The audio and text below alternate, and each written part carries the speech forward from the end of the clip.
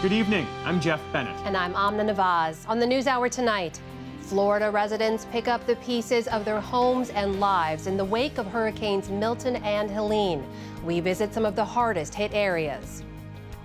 It's getting uglier and uglier every storm season. There's no fix for it that I see. Former President Donald Trump stokes fears at a rally in Aurora, Colorado, a city he's falsely claimed is being taken over by gang violence. And Israel once again injures UN peacekeepers in Lebanon and launches its deadliest strike in central Beirut, raising more concerns about its operation targeting Hezbollah.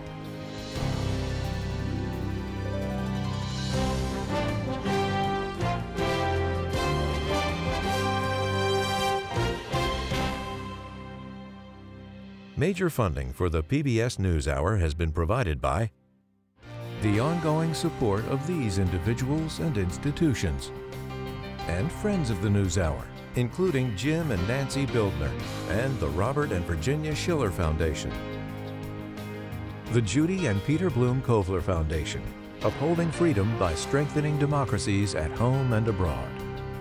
I absolutely love my job because I love the people I work with. Everyone is trying to connect on a personal level.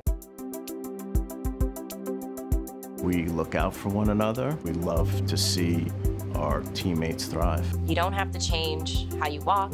You don't have to change how you talk. We can bring our authentic selves to work and do our best stuff. That's joy.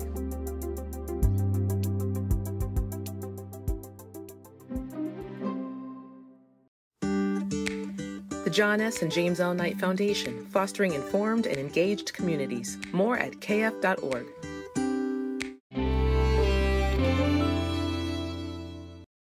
And with the ongoing support of these individuals and institutions.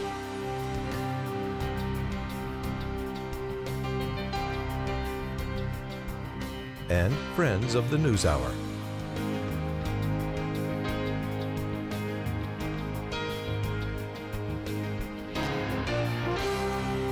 This program was made possible by the Corporation for Public Broadcasting and by contributions to your PBS station from viewers like you. Thank you. Welcome to the NewsHour. More than 2 million Floridians still have no power tonight after Hurricane Milton tore through the state, while many others have returned home to assess the damage. The storm has been tied to at least 10 deaths. State officials say more than 1,600 people were saved by search and rescue teams. William Brangham reports on what life now looks like in communities that have faced a 1-2 punch from both Milton and Hurricane Helene. Matthew King and his family are deciding which of their precious memories to keep and which have to be thrown away. Try to take pictures of these before we throw them out. Yeah. Nearly everything from their grandmother's home in Bradenton, Florida is molding. Soaked by Hurricane Helene 2 weeks ago and then pounded by Hurricane Milton 2 days ago. King was here with his dad and grandmother the night Helene rolled in. We weren't sure if it was gonna drown us or not, so we had to start packing our bags up onto beds, tables, whatever was the high point in the house, and then get suitcases ready. And by the time we were ready to get out, the water was already coming through the doors, it was coming through the walls, it was starting to flood the living room and all that. Yeah. That must have been terrifying. For sure, but everybody made it out. We got the dogs, we got the people, anything else can be replaced. They started cleaning up, but then Milton hit, raining tree branches onto the house and backyard. They now have to decide if this is a home they can save or even a region they want to stay in. If this is just a one-time thing, yeah, I'd say it's worth it, but these storms are getting worse every year, It's not like it was before where we get a bad storm every 10 years and it would never hit us directly. The Kings are like thousands of other families across the state, just starting the long road to recovery and unsure of the future. Thousands of National Guard troops have been deployed to address infrastructure damage, including to many roads and drinking water systems. Multiple gas stations also remain closed, and the overall cleanup is expected to take weeks, perhaps months. Today, President Biden said he'll visit Florida this weekend and that he'll press Congress for more funding, given that this disaster may cost at least $50 billion.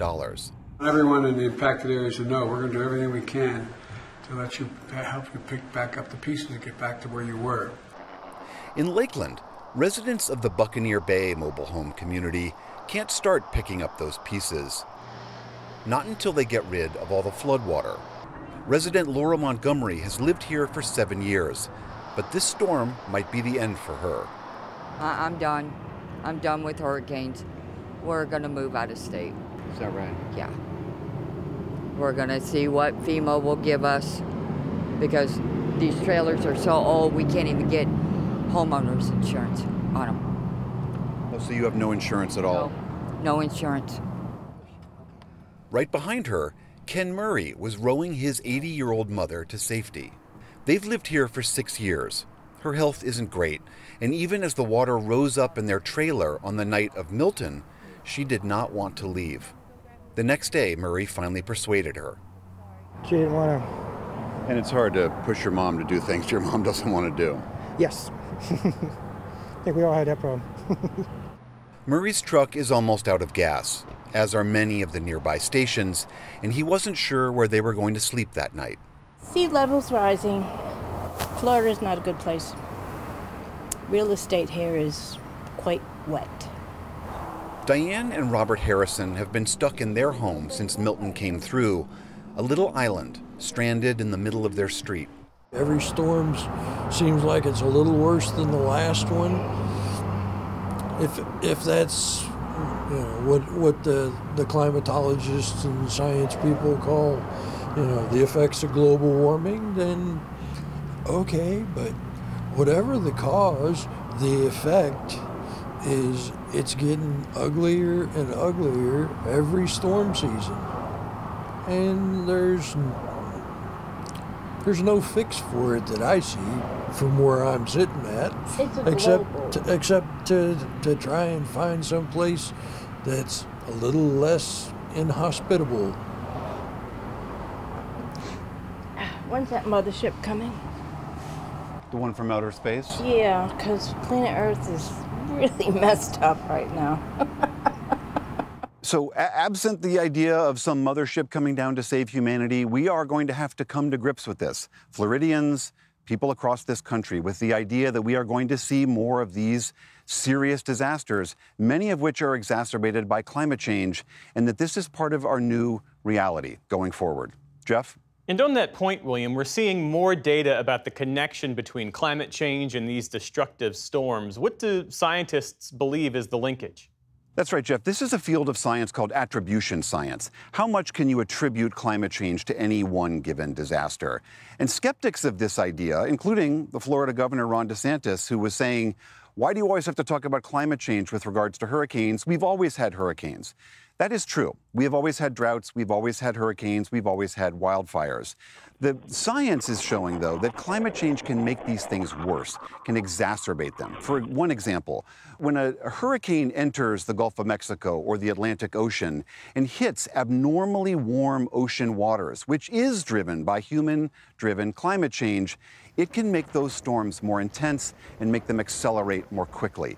That is a proven fact. There are two new recent studies, one by the Imperial College of London, one by World Weather Attribution, both showing that this most recent hurricane was, by significant percentages, dropping more rain, blowing more wind, and causing more damage to the residents of Florida. And this is an increasing focus of scientists, but we are now seeing that all of the people around me are paying the price for that. Shifting our focus a bit, we've been reporting all week on the swarm of misinformation and disinformation around these two disasters. Now there are reports of extremist groups that are showing up to help with the recovery work. Tell us about that. That's right, Jeff. In addition to, as we have reported, this torrent of misinformation and lies about FEMA and the federal response and who created these hurricanes, as if that's actually something someone could do, the Wall Street Journal reported that a group known as Patriot Front, which is a racist white supremacist organization, was sending groups of its members down here to a local community to do recovery work. And they were filming themselves marching around, doing, helping people clean their yards and posting these videos to say, Where is your government? Where are your local leaders? In fact, we are the people here to protect you, not them. And we were asking about, well, what is driving some of this? We spoke to a gentleman named Mustafa Ayad. He's at the Institute for Strategic Dialogue, and he told one of my colleagues how groups like this take these fissures in our society and try to sow distrust and division and choose every opportunity they can to try to get and turn Americans against each other. And again, this is all happening to people around us right now who are at their most vulnerable. And the last thing they need is to be lied to and misled. But that is what we are seeing in today's society. William Brangham in Bradenton, Florida for us tonight. William, thank you. Thanks, Jeff.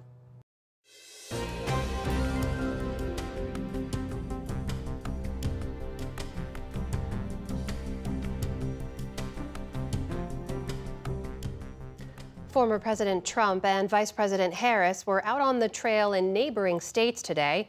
Harris fired up some of her Republican supporters in battleground Arizona. But we begin our coverage with former President Trump, who held a rally in Colorado, a state not seen as within his reach in this election. In Aurora, Colorado this afternoon, former President Trump campaigned on crime and immigration. I will rescue Aurora and every town that has been invaded and conquered. These towns have been conquered. Explain that to your governor. He doesn't have a clue. They've been conquered. And we will put these vicious and bloodthirsty criminals in jail or kick them out of our country. Trump repeated lies debunked many times by local officials about Venezuelan gangs taking control of parts of the Denver suburb, delivering a familiar and false refrain about violent crime rates in America, which FBI data shows have been declining. Vice President Harris, meanwhile, rallied in neighboring Arizona, her second straight day in the battleground border state, this time courting voters from across the aisle at a Republicans for Harris event. Each of you have had the courage to say, hey, we may not agree on every single thing.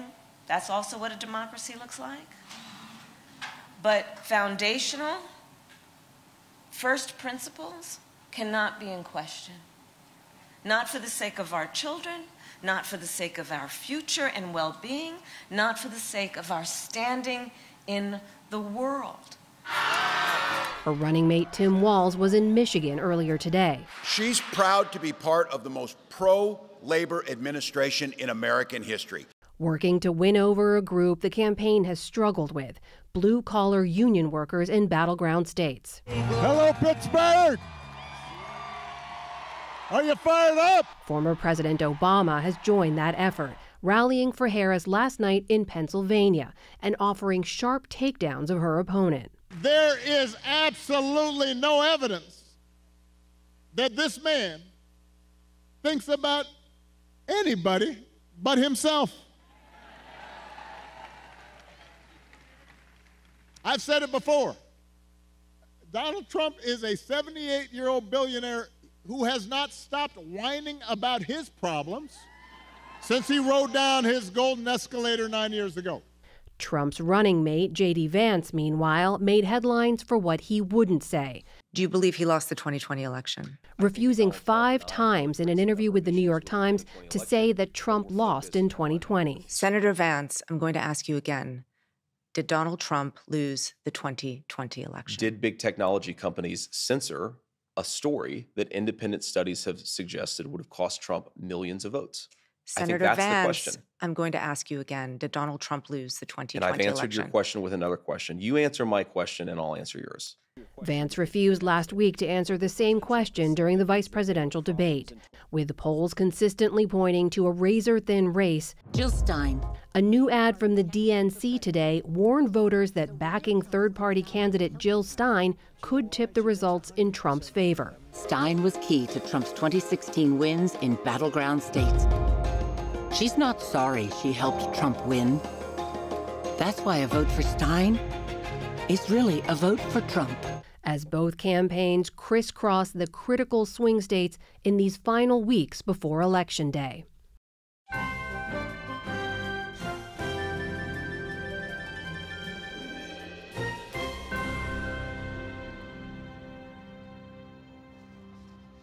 We start the day's other headlines with the 2024 Nobel Peace Prize, which was awarded to Nihon Hidankyo, a Japanese group of survivors from Hiroshima and Nagasaki. The 1945 atomic bombings by U.S. forces were the first and only nuclear attacks in history. In Japan, survivors are known as hibakusha, and many have dedicated their lives to abolishing nuclear weapons. Their win today was, in a way, a warning. The chair of the Nobel Committee said, quote, "In a world ridden with conflicts, we wanted to highlight the importance of strengthening the nuclear taboo."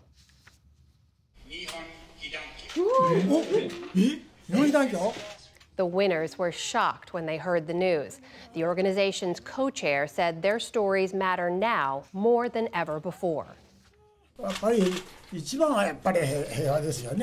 What I seek the most is peace, of course. The images of the children in Gaza covered with blood held by their parents remind me of Japan 80 years ago. Children lost their fathers in the war and lost their mothers with the nuclear bomb. They became orphans. Palestinian officials say the war in Gaza has killed more than 42,000 people, the majority women and children. And Russian President Vladimir Putin recently announced a shift in his country's nuclear policy. That was seen as a warning to the West against allowing Ukraine to strike Russia with long-range weapons. But overnight, it was a Russian missile that struck deep into Ukraine, hitting the southern port city of Odessa and killing at least 4 people. Located on the Black Sea, Odessa is one of Ukraine's biggest hubs for exporting grain. Russia has attacked it 4 times this week alone in an apparent effort to damage one of Ukraine's economic lifelines. In the meantime, Ukrainian President Volodymyr Zelensky was in Germany today, where he received a pledge of more than $1 billion in military support from Chancellor Olaf Scholz. And he urged all Western partners not to let up their assistance. For us, it is very important that aid does not decrease next year. For us, it is very important to think about the coming year, to have everything sufficient to protect people and lives. Russian President Vladimir Putin was engaging with his own allies today, meeting with Iran's president at a conference in Turkmenistan. He told regional leaders he wants to create a, quote, new world order against the West. New data shows an increase in migrants crossing the Darien Gap last month. That's a rugged stretch of dense jungle between Colombia and Panama that connects South America to Central America. Records show that more than 25,000 migrants crossed in September, a rise of more than 50% from a month before. Of those, 80% came from Venezuela after that country's controversial July elections and the crackdown that followed. In total, nearly 278,000 migrants have crossed this year amid a push by Panama's new president to curb migration. In Texas, an investigation is underway into what caused a gas leak at an oil refinery that killed 2 people. Dozens more were treated for poisoning. Emergency vehicles rushed to the Pemex facility in Deer Park outside Houston yesterday. Authorities say that the victims were killed when hydrogen sulfide leaked during work at the facility. That's a foul-smelling gas that can be toxic at high levels.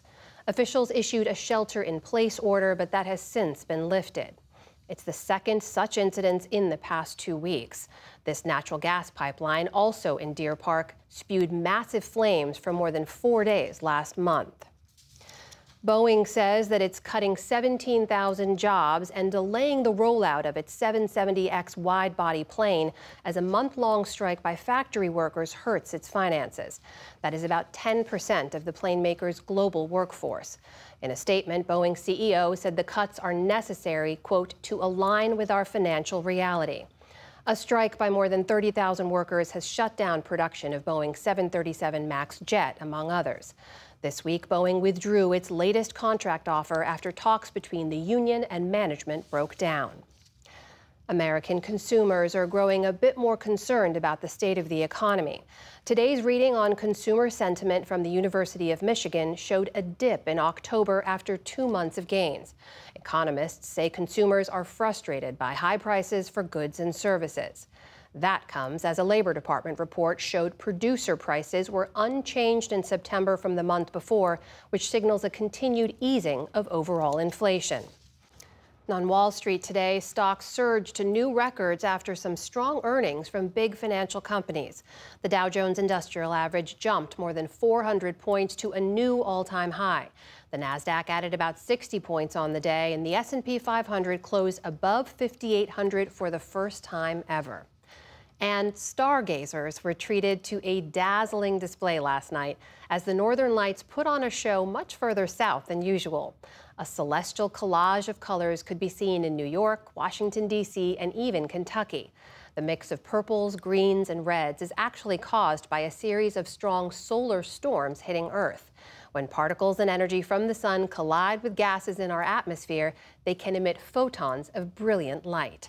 Similar conditions are set for tonight, but experts say the lights will only be visible in Canada and some northern U.S. states. Still to come on the NewsHour, where the presidential candidates stand on abortion and IVF access. David Brooks and Jonathan Capehart on what to expect in the final weeks before Election Day. And why an English town is hoping the success of its soccer team will revive the local community. This is the PBS NewsHour from the David M. Rubenstein Studio at WETA in Washington, and in the West from the Walter Cronkite School of Journalism at Arizona State University. It has been another day of widening war in Lebanon. Israeli troops fired again on UN positions, wounding 2, and IDF troops also fired on Lebanese armed forces. The leaders of France, Spain, and Italy issued a joint letter denouncing the strikes on UN forces, and President Biden said he too asked Israel to stop the attacks. That's as Hezbollah militants fired dozens more rockets into Israel today. But as Layla Milana Allen reports, the most severe Israeli strike was overnight in central Beirut. All through the night, the wail of sirens, plumes of acrid smoke, the bitter smell of fire. Last night, at least 2 Israeli airstrikes hit the very heart of Beirut without warning, in a busy residential area most believed was off limits. But as the war intensifies, Lebanese are fast learning that nowhere is safe. Grandmother Hannah has lived here for 40 years. She thought last night was her last. I was sitting at home watching television when I suddenly saw something like a meteor, and then it exploded. I thought I was going to die. Walking down this familiar street, seeing her local grocer's fresh vegetables now covered in soot and building dust, she can't believe her eyes. This area is amazing and peaceful. I don't know why this happened. We experienced a number of wars over the years, but nothing like this one. The displaced families from the south and southern suburb are staying here. Where should they go now? The janitor of her neighbor's apartment block and his whole family were killed. And many others who died here were families displaced from the south. They took refuge here because they thought it was safe. The man Israel says it was targeting, Wafiq Safar, Hezbollah's main intermediary with Western agencies and governments here, escaped the strikes unscathed. Many civilians did not. At least 22 people died last night, and nearly 120 were injured. Overwhelmed local hospitals worked until dawn to save who they could. It's a shift ER Dr. Jihad Bekai won't forget. Most of the injured were women and children. The kids all had critical injuries in the stomach and thighs or heads. One young girl died right away. Desperate families arrived one after the other, begging for news of missing loved ones. They were all in a state of extreme panic, not knowing if their relatives were injured or even alive. When the injured are children and women, and not military men, it affects us a lot. They came here to seek shelter, thinking that the city was safe.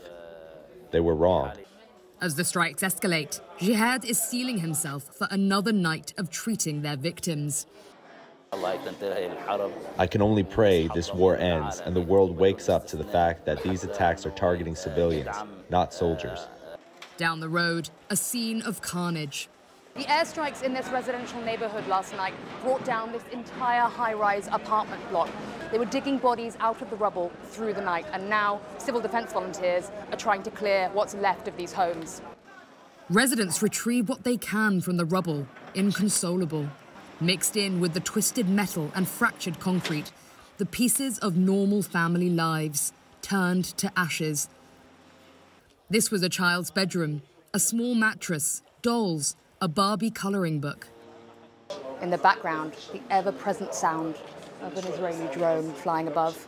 Ahmed Khatib's family had just finished supper when there was a booming flash and their wall caved in. We heard a bang, and suddenly I couldn't see anything. I ran straight to my daughter. She'd been sleeping in her bed, but I found her on the floor, covered in dust. I don't know how I dug her out and rescued her. She was calling out to me. She's only little. Ahmad's wife Marwa was buried here under the rubble as their 3-year-old daughter Ayla screamed for her mother. They could hear her struggling to breathe, so they rushed to dig her out. They managed to, but she's still in intensive care. The guy who was helping me dig her out told me, "Your wife is already dead." As his aunt arrives to comfort him, Ahmad's steely resolve breaks. I ask him if I can see pictures of his wife and daughter, but he doesn't have any to look at while he waits for news of Marwa's condition, because his phone, like everything else they own, was destroyed in the explosion. As Israel's military campaign spreads further across Lebanon and its capital, hundreds of lives are being torn apart in its wake. Everyone now fears they will be next. For the PBS NewsHour, I'm Layla Milana Allen in Beirut.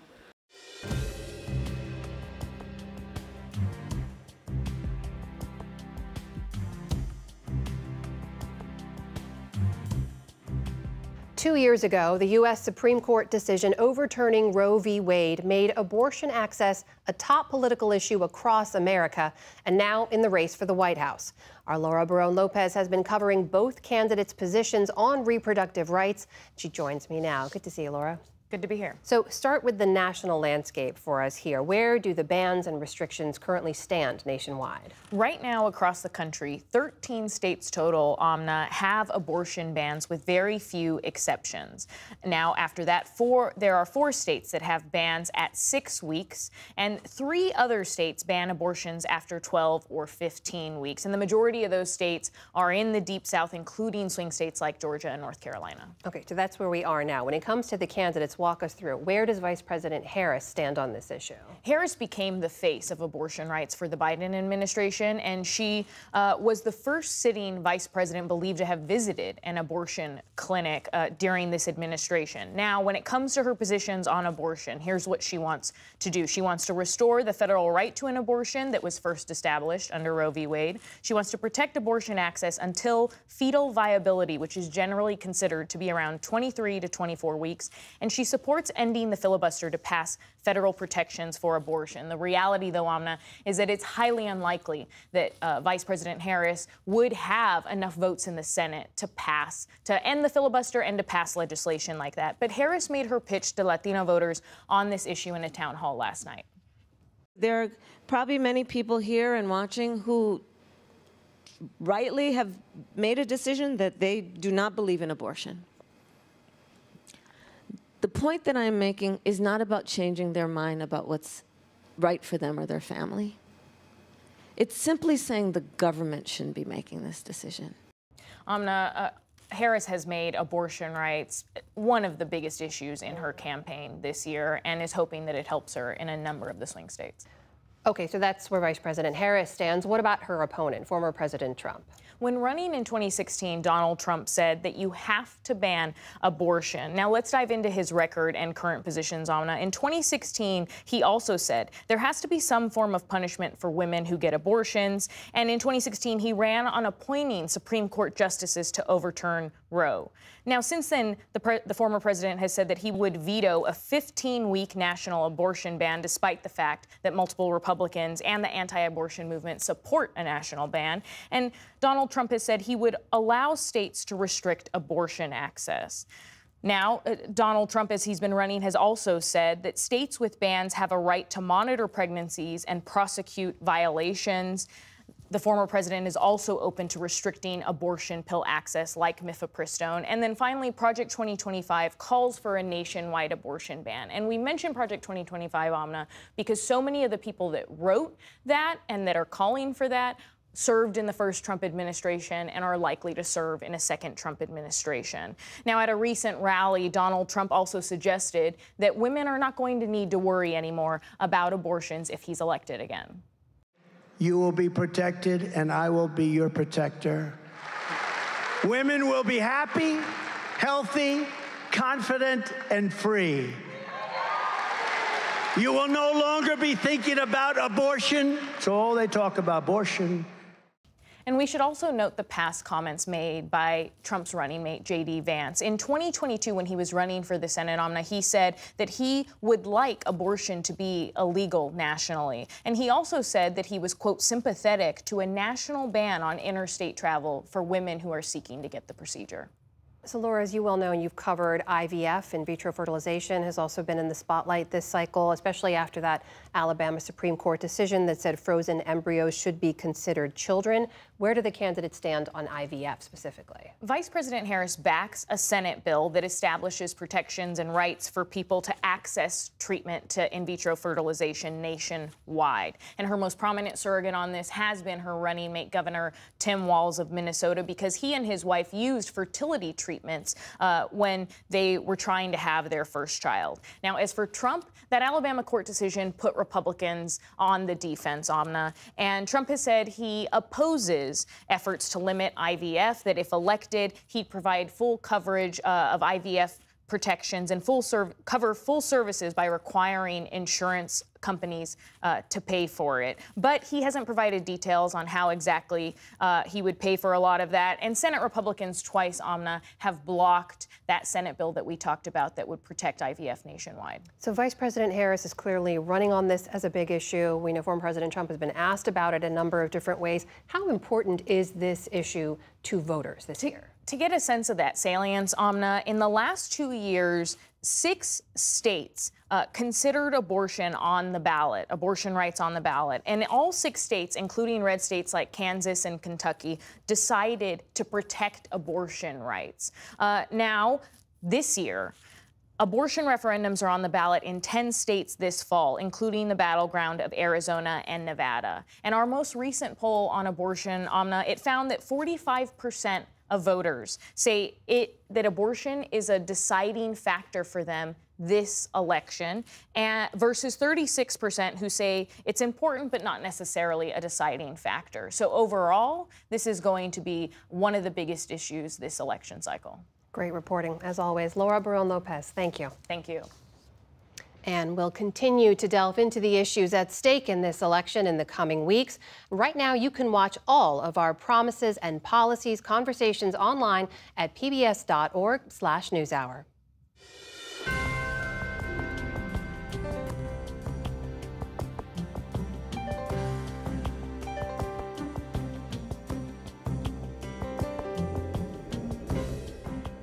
Former President Barack Obama hits the campaign trail for Kamala Harris as the race for the White House enters its final weeks, and Donald Trump unleashes a torrent of false statements and distortions about the federal response to Hurricanes Milton and Helene. Let's turn now to the analysis of Brooks and Capehart. That's New York Times columnist David Brooks and Jonathan Capehart, associate editor for The Washington Post. Great to see you both. Jeff. So the polls show a race that is as tight as ever 25 days out from Election Day, and Democrats are doing what Democrats do best. They are worrying, they are fretting that Kamala Harris's early momentum might have stalled. I want to start with your assessments of the race. David, you first. Has there been a vibe shift? Yeah. I mean, her momentum has stalled. She was going up. Then she seemed to plateau, and I would say if you look at the polling movement in the last week, Trump is doing slightly better, and I should emphasize slightly. And so he's doing a lot better in the Sun Belt swing states, in the industrial Midwest. He's doing slightly better, but again, very slight. And so you'd have to think, you know, when I look at the results right now, where we are, and of course it could all change, I do think the decision not to pick Josh Shapiro in Pennsylvania, we could look back on that as a major mistake. And second, I think she made a mistake this week by not breaking with Joe Biden on a bunch of major issues. She was asked twice on 2 different shows, is anything really different? And she basically said no. And this is a country where, 28% think the country's on the wrong track. Joe Biden has like a 41% approval. It seems to me elementary active politics. I'm my own person. This is how I would change. Jonathan, how do you see it? The race today is the race as it was when she became the top of the ticket, as it was the night of the dreadful debate on June 27th, as it was in the months before that. It's close.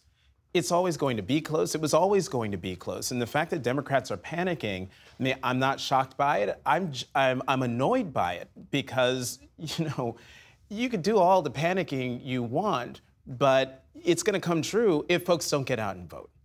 And I don't know if I agree with there's been a vibe shift and, you know, she's plateaued and all of this other stuff. I think that what's happening is reality is setting in. It's going to be close. And this idea that she made a mistake in not picking Governor Shapiro, I just have to disagree with that strenuously. She picked Governor Walz. I think Governor Walz is a terrific candidate. And I think what she needs to be doing in this campaign is continuing to go out there and do what she's done all week this week. Going out and talking to people on the various shows and podcasts and everything, and showing them who she is and what she's for. And what I found interesting is of all the interviews that Howard Stern interview was terrific, but I also thought her interview with Stephen Colbert was very good. And I was thinking of your column, David, in that in watching her in this interview with a comedian, I felt like you actually got to see the real Kamala Harris, personality-wise, but also what she stands for, what she believes in a manner that is more comfortable than when she's sitting before 60 Minutes. Well, Jonathan teed up your column. I'll ask you about it because you wrote that she had an incredible first act, but the question now is, can she construct an effective second and third act? What might that look like? So I consulted the experts, and so I looked at what screenwriters like Aaron Sorkin and dramatists like David Mamet say about that. And they say what drama is, it's an intention and obstacle. You want to see the main character have an acute, passionate desire. They want something very specific, and then there has to be an obstacle in their way. And so it's about broadcasting your acute, passionate desire. And I agree with Jonathan, Kamala Harris has begun to show this is what I want, this is the ruling passion of my soul. But I think that has not fully come out. And one of the things that haunts me is watching campaigns past is a disease a lot of politicians fall into, including outstanding people, which you might call holdbackism, which is they're surrounded by all these strategists. The stakes are incredibly high.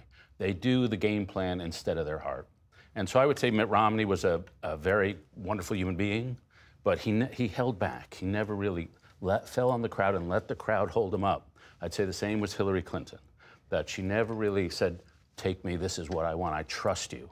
And I think Harris is doing a lot better on that front as of this week, but I think there's some ways to go. Well, Barack Obama will spend the final weeks before Election Day stumping for Kamala Harris. He appeared at a rally in Pittsburgh yesterday, and he really painted a searing picture of Donald Trump as malicious and incompetent. But before that rally, he had a stop at a campaign office, and he admonished black men whom he suggested are hesitating to vote for Kamala Harris because she's a woman. Take a listen. We have not yet seen the same kinds of energy and turnout in all quarters of our neighborhoods and communities as we saw when I was running. Now, I also want to say that seems to be more pronounced with the brothers. When I hear about this stuff, I start feeling like we don't have enough of a sense of what's at stake here. These aren't ordinary times, and these are not ordinary elections. Jonathan, I'm coming to you on this because there are Democrats who see this as unfair scapegoating.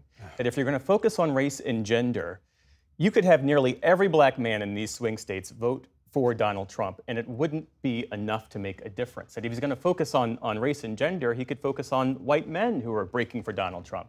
Or go back to 2016 and the white women who put Donald Trump into the White House effectively, who broke for Donald Trump. How do you see this? We're talking about a black man who is a former president of the United States and for whom this is a very personal issue.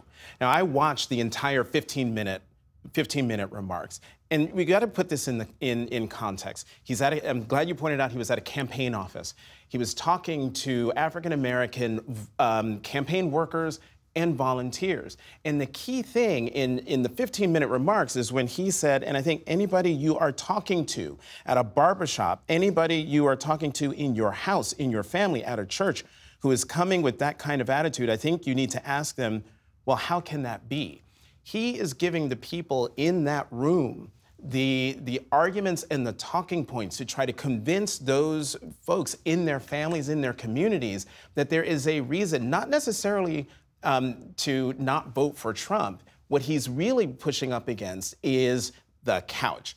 People who might opt not to vote because they don't think the system has worked for them. And in the entirety of these 15-minute remarks, he talks about how, the change that folks want doesn't come quickly because that's not how things work. And he walked through what happened during his presidency, what happened during other presidencies. And so, folks who feel like the former president was lecturing them or talking down to them or singling them out, I understand where that's coming from, but that's not what he's doing. Remember, President Obama is somebody who rarely speaks out, but when he does, it is with intention, and he means what he says, and he's trying to get across a message. And the fact that it's rare when he speaks, people listen to what he says. And he hopes, the former First Lady, Michelle Obama, hopes, but most importantly, the Harris-Walz campaign hopes that his words will be galvanizing to those campaign workers, but also to the Black men and their Black families, motivating them to get out to the polls and vote. David, big picture, sometimes it takes a former president to provide the clarity of argument that a candidate can't provide themselves. I mean, thinking back to 2012, it was then former President Bill Clinton who had to make this argument for Barack Obama when his campaign kind of hit a rough patch. The question, though, is the Obama appeal, separate from this argument about his message to Black men, is it transferable? Is it transferable these days to a Kamala Harris? Not really. I mean, people are voting for the candidate. They already voted for Barack Obama. They voted for Bill Clinton. I think it helps. Like, Bill Clinton really rescued that 2012 convention. And partly Barack Obama and Bill Clinton are like, Fernando Tatis and Shohei Ohtani, who are baseball players. I got Ohtani. I know who that was. And so they're superstars. And so they're really good at what they do. And so, it's doesn't bad to have a superstar on your team. But I think people they can separate one candidate from another, that they know they're voting for Kamala Harris this year. Yeah. Well, as we wrap up our conversation, Florida and parts of the Southeast are struggling now to recover from 2 hurricanes in the course of 2 weeks. And we've seen how the response has been hampered by just a torrent of misinformation and disinformation from Donald Trump and others, to include Marjorie Taylor Greene, the Republican from Georgia, who claimed the federal government can control the weather. Charlie Warthel of The Atlantic has a great piece where he says this isn't just a misinformation crisis.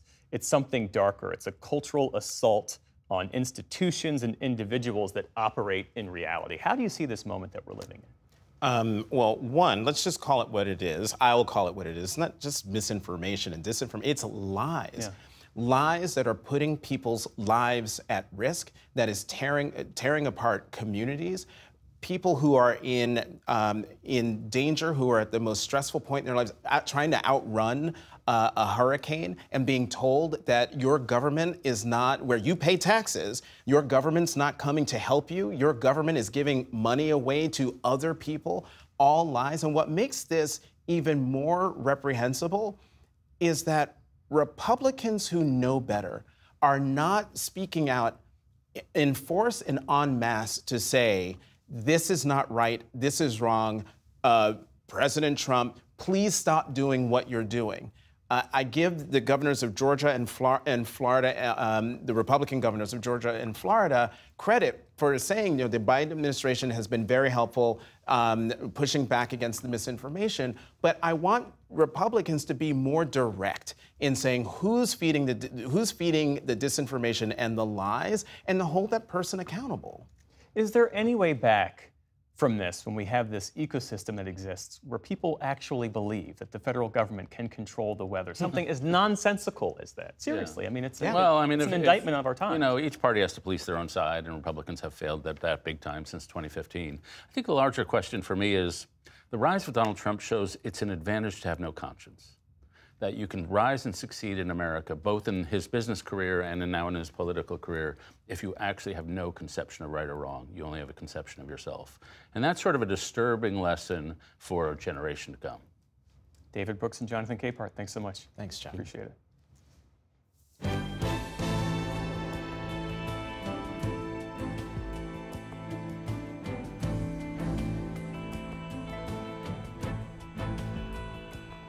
English soccer is booming in the U.S.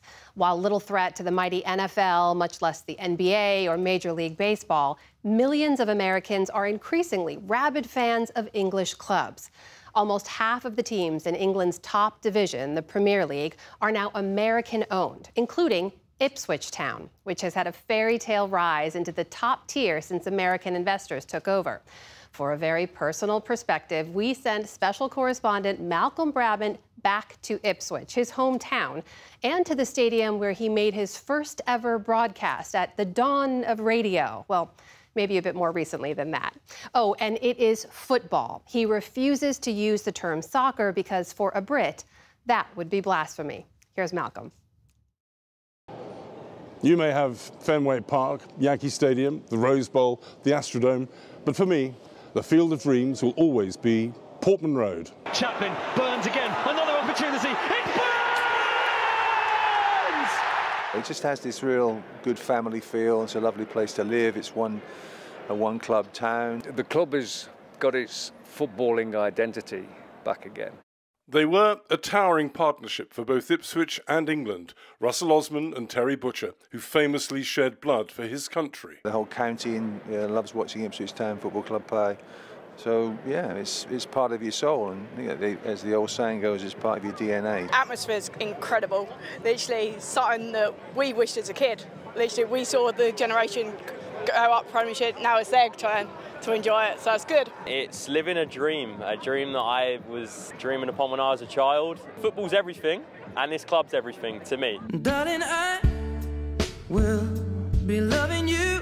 The team's shirt sponsor and minority stakeholder is a local lad by the name of Ed Sheeran. People like success stories like this. It is a grassroots club, and it just feels like it's lifted up the town as well. You know, like Ipswich has gone through some tough years, and this feels great for the area. Ipswich is the town where I went to school, misspent my youth, and to be honest, got away from as quickly as possible. This region is a rural backwater. The clue is in the nickname of the football team, the Tractor Boys. After an absence of 22 years, Ipswich are back in English football's top tier, the Premier League. Hard to believe after this performance 4 seasons ago, which gave Tractors a bad name. Ipswich are in blue.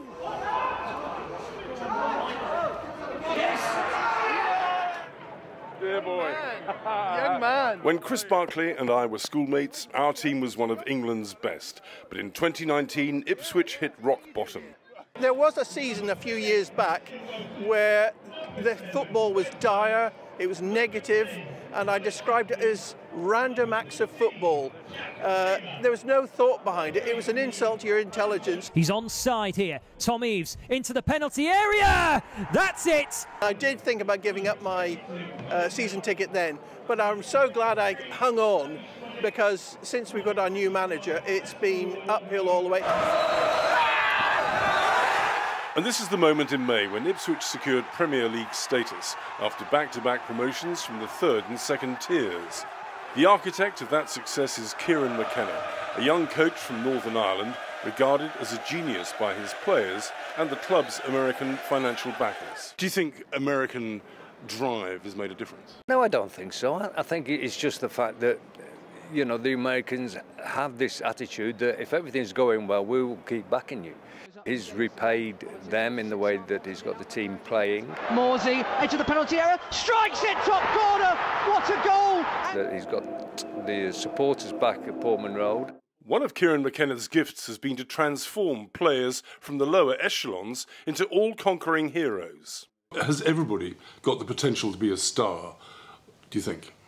With the right handling? I don't think so, and I think I understand the question. I don't think star is the word. I think everyone has the potential to improve and everyone has the potential to develop. And I say not many people are operating at their maximum capacity every game, whether that's physical reasons, technical reasons, mental reasons, tactical reasons. So it's trying to help the players in each of those areas in an environment that is built to support them. McKenna's greatest challenge in the top flight is competing against clubs with vast budgets and world-class players. He's recruited relatively inexpensive players from lower divisions with huge potential, such as defender Jacob Greaves. I can already definitely feel that he's improved me already in a short space of time. That pass from Tillemans is... But schoolboy errors like this could come back to haunt Ipswich at the end of the season. Penalty area, Jacob Greaves sticking to him, but he's passed it straight to Morgan Rogers by the penalty spot. Back to Rogers, opportunity and in. Oh well, time to talk to the old enemy. The Norwich City supporter. Welcome to my home. Thank you so much. I've known top sports reporter Mick Dennis for 50 years. His main character flaw is that he supports Norwich City, Ipswich Town's great rivals in Eastern England, who are currently in the second tier. Dennis keeps his Norwich memorabilia in the smallest room, which Ipswich fans would say is the perfect place. Mick, how much does it hurt you as a Norwich supporter that Ipswich are doing so well? Well, it's a matter of supreme indifference to me because they haven't beaten Norwich for 5,712 days. Not that I'm counting. Pacheco on the rebound! 5-1 at Portman Road! I think it's extraordinarily difficult for promoted teams. Last season, the 3 promoted teams came straight back down again. Enjoy the ride at the moment. Hutchinson just outside the penalty area. On his right foot, into the back of the net! Omari Hutchinson makes it 2! Success has cascaded to the Greyhound pub, 10 minutes walk from the stadium. I'm a football widow. Because? Because since Ipswich through the dark ages and the times, he's a very dedicated fan, and now obviously in the Premiership, football comes first. What's the change like? Oh, it's huge now. Actually got that buzz before a game, sort of leads up a couple of days before the actual kick-off. Landlord Danny Lightfoot relishes the transformative power of sport. Oh, it's amazing for us. You know, the ground sold out every game, so we're packed. All the pubs in town are the same. Yeah, before and after the games, it's been great for the economy, great for us. Just a great boost for the business. But on the days when there's no football, Ipswich Town Centre is moribund. For example, its most historic building, the ancient house where I bought school books, is empty, as is a former old-fashioned gentleman's outfitters, where I was sacked for my negligent attitude to the clientele's inside leg measurements. Neil MacDonald is the leader of Ipswich Council. We definitely would like to bring more business here, and part of bringing business here is to have a successful football team, a successful nightlife, successful culture offer, and all that helps attract and retain people in the town. When I lived here, Cornhill, the central square, was bustling. Not anymore. The main square should be the central hub of this town. You know, we should be trying to create an atmosphere like every other European city. Sophie Alexander of the Chamber of Commerce believes Ipswich would thrive if this square was ringed with bars and restaurants. It could be internationally renowned. We're missing out on a huge element of the tourism, the visitor economy, and this place could be so much more than what it is. One of the main obstacles is this store, which once sold my school's uniforms. It's been empty for 12 years. The owner is from Dubai. It's a unit that's prime location, and the owners won't look to sell it to anybody that wants a late night or an alcohol licence. It's been a nightmare, really. The council is hoping to break the impasse by invoking powers compelling the owner to sell. It's so frustrating. We work very hard to improve the town, around the town. Regenerating Ipswich will take time, so the town desperately needs the football club to remain in the top flight. And Delap now is charging down the left-hand side. Delap into the penalty area, onto his left foot, it's Delap! It's an equaliser! And Liam Delap can't stop scoring at Portman Road! With Kieran McKenna at the helm, there's always hope. But as English football supporters know all too well, it's the hope that often rips you apart. For the PBS NewsHour, I'm Malcolm Brabant in Ipswich.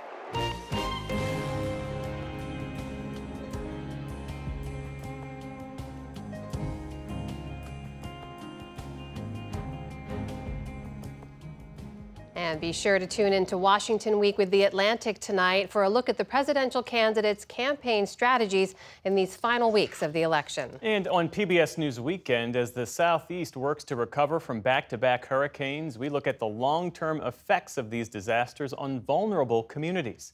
And that is the NewsHour for tonight. I'm Jeff Bennett. And I'm Amna Nawaz. On behalf of the entire NewsHour team, thank you for joining us and have a great weekend. Major funding for the PBS NewsHour has been provided by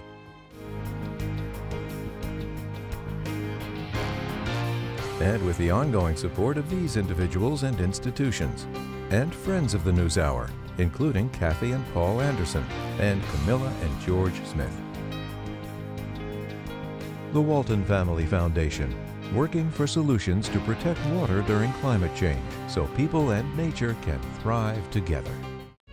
The William and Flora Hewlett Foundation, for more than 50 years advancing ideas and supporting institutions to promote a better world at hewlett.org. And with the ongoing support of these individuals and institutions.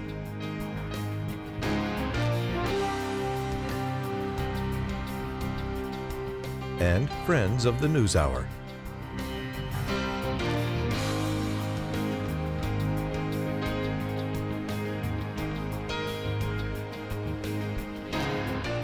This program was made possible by the Corporation for Public Broadcasting and by contributions to your PBS station from viewers like you.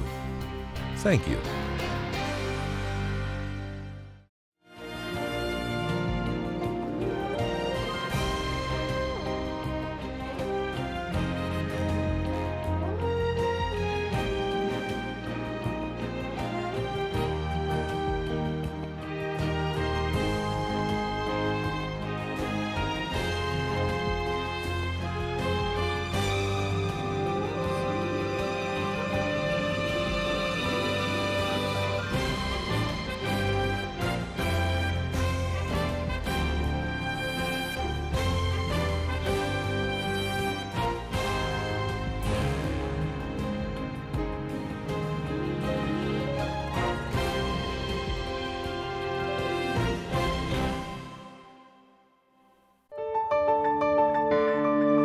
You're watching PBS.